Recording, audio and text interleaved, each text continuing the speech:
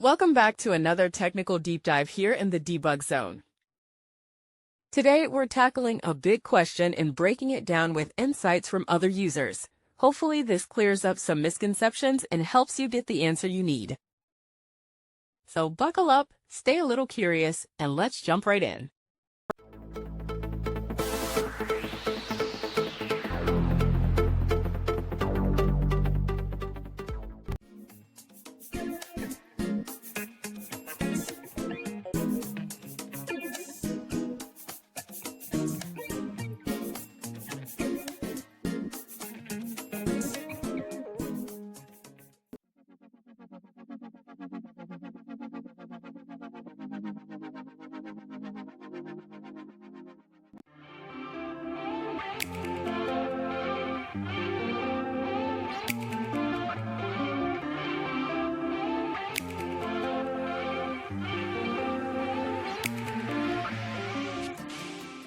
And that's a wrap.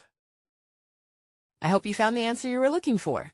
If you did, take a second to hit that subscribe button. It really helps out. And let me know in the comments which solution worked best for you. See you next time in the Debug Zone.